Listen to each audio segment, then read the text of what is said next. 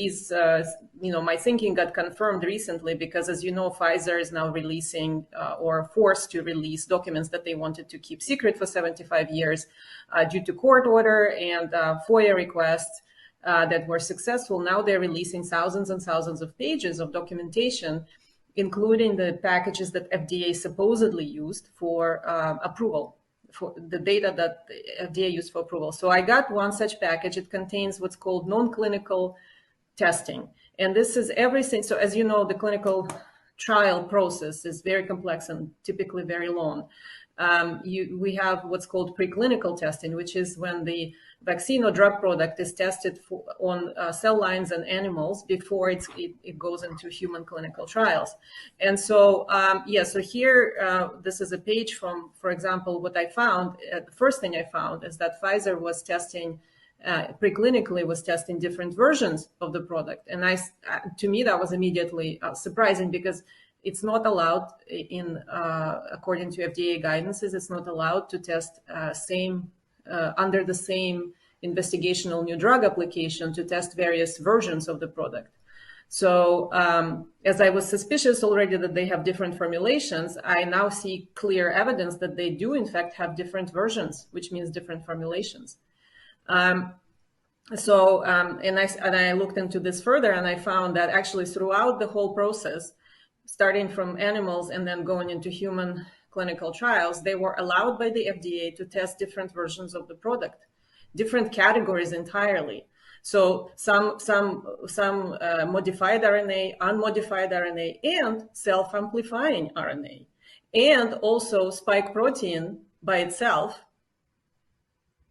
as a product, and they're all under the same. These were all under the same investigational new drug number. So if to the person looking at an IND number, they thought they were getting one flavor of vaccine, but in fact they had multiple flavors of the vaccine they were testing under the same number. Shouldn't they all have their own individual numbers since the ingredients were so varied? Yes, in fact, FDA has a guidance document which says specifically testing multiple versions of gene therapy products under the same IND, and it says this is not allowed. So the guidance says you can test different versions in one clinical trial, but you have to open IND for each one of them. Except it has a footnote now, recently added, that says if the product is intended to prevent infectious diseases, this doesn't apply. It doesn't clarify what applies then. It doesn't clarify how do you determine if it's intended to prevent infectious diseases, because in early development, in pharmaceutical development, we often do not have indication. We test products for multiple indications. So if I declare as a manufacturer, oh, I intend to treat infectious disease, then I can go ahead and do this.